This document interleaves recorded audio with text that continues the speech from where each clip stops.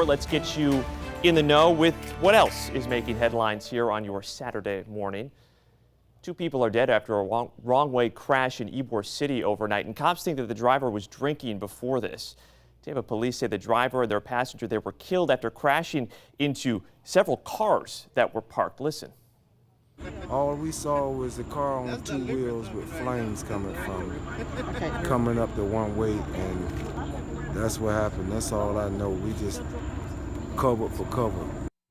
That crash happened at 15th Street South and 21st Avenue in Ybor. Well, this is just awful. A tragic accident. A young married couple killed just minutes after saying their vows. 19-year-old Harley Morgan and his bride, 20-year-old Rhiannon Morgan. They were leaving a courthouse Friday afternoon in Orange County, Texas. But as they were pulling out of the driveway, they were hit by a pickup truck.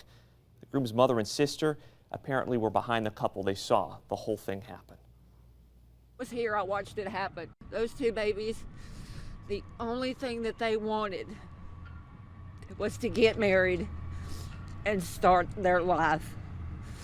The 2 of them had so many dreams.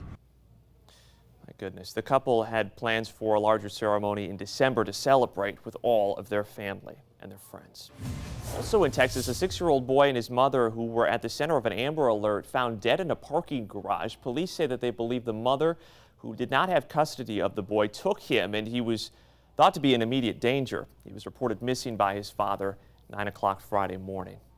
This morning, President Trump and the First Lady, they have arrived in France for the G7 summit. Discussions are expected to be focused on the, quote, fight against inequality. Now, before he left the U.S., Trump did escalate his trade war with China. He announced plans to raise tariffs on more than $500 billion worth of Chinese imports. A Friday night football jamboree at a Missouri high school ending in a shooting that left an 8-year-old dead. Police were initially responding to a reported brawl between about 100 students. We know that 2 16-year-old boys were hurt in that shooting but are expected to be okay. A 40-year-old woman remains in critical condition this morning.